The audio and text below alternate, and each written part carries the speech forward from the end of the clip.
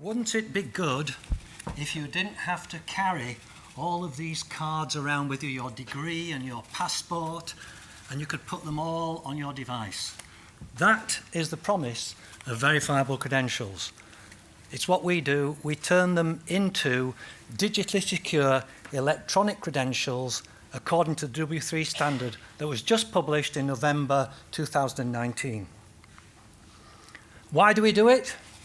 Because this is a 1990s cartoon, but it's as true today as it was then. On the internet, nobody knows you're a dog.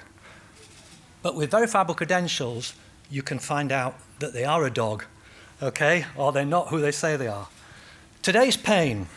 Physical credentials are very hard and time-consuming to verify, and they can be easily reproduced. I was talking to someone in the lunchtime who said, it's a real pain for us trying to verify degree certificates from Chinese students. We have no idea whether they're genuine or not, okay? But with verifiable credentials, you can verify them because they'll be electronic, they'll be digitally signed, and we can automate it so it becomes instant, very cheap, and actually impossible to forge. Federated identity management infrastructures, which are popular in use today, they're actually not that good. They're privacy invasive. They put the IDP at the center of the world. So Google or Facebook love it because they know where you're going to. You log into sites via Google and Facebook, and they know everything about where you're going to.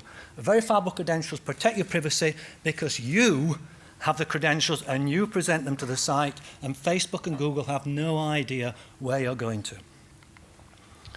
Our product is an application-independent verifiable credentials middleware. We provide software for the issuer, for the holder, and for the verifier. And so it can be plugged into any application very simply through some APIs. I'll show you a picture in a minute. And it can be used by people, by IoT devices, by smart cars, by basically any entity. This is a diagram which shows our infrastructure. I'm not going to go into the details now, but when you come to see me afterwards, I'll go into the details of all the components of the infrastructure. Okay, here's a simple demo that we built. This demo actually was taken from the UK Verify. Those people who are in the audience who know anything about the Verify program, they wanted to show how to buy a car parking permit online. So here we have, you go to Kent County Council, you want to buy an online car parking permit so you can park your car outside your house in a restricted area. And it says, if you want to do this, you have to prove you've got a car. You need a verifiable credential from DVLA to say you've got a car. You need a verifiable credential from the council to say you live at this name and address so you can actually have the verifiable credential. And you need something from a bank to say, like a credit card, to say you can pay. Now, assuming that you've already got these on your mobile phone or your desktop or whatever, you would click proceed, and your verifiable credential would go over to the site.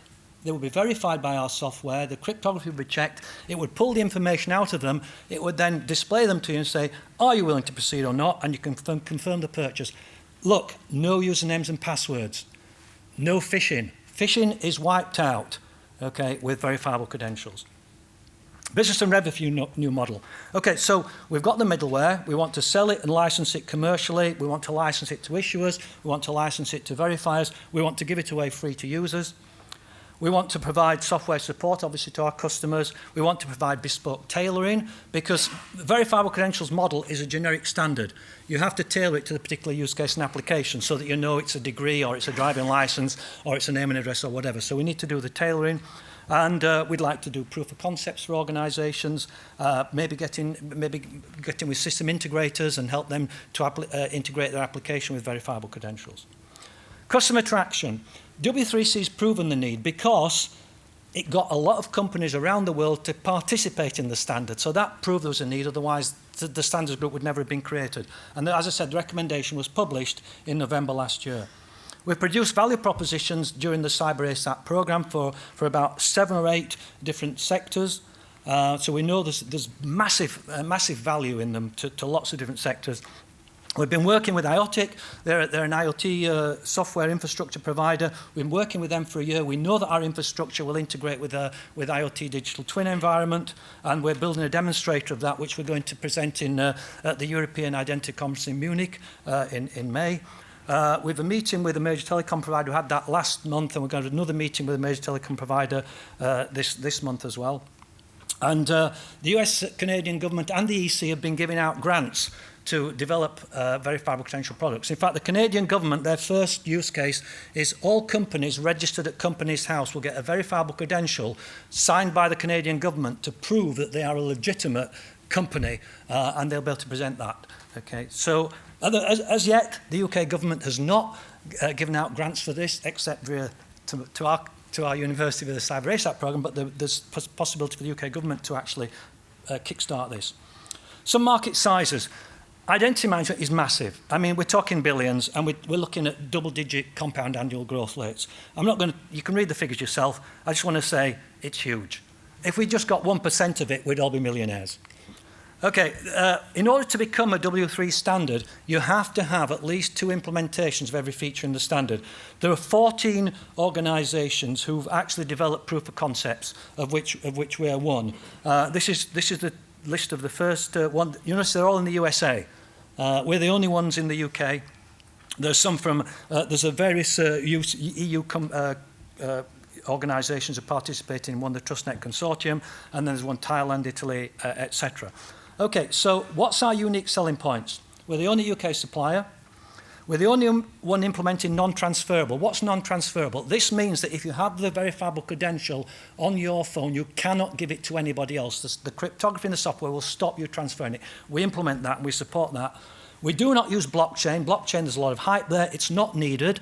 Okay, some people will tell you you have to have blockchain for verification. Believe me, it's not true. Okay, and from Davos this year, there were 2 documents that came out.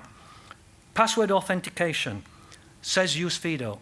Our system uses FIDO. So we're right on line with what the World Economic Forum suggests. Also, they published this about reimagining digital identity, where they say users should own their digital identity. Users should be empowered. That's exactly what we do. They said there should be a high degree of trust, reliability, and security. That's exactly what verifiable credentials give you. And there should be a high value made through the whole thing, through standards. And of course, the W3 recommendation is a standard. This is exactly what we do. So we're really on the ball there.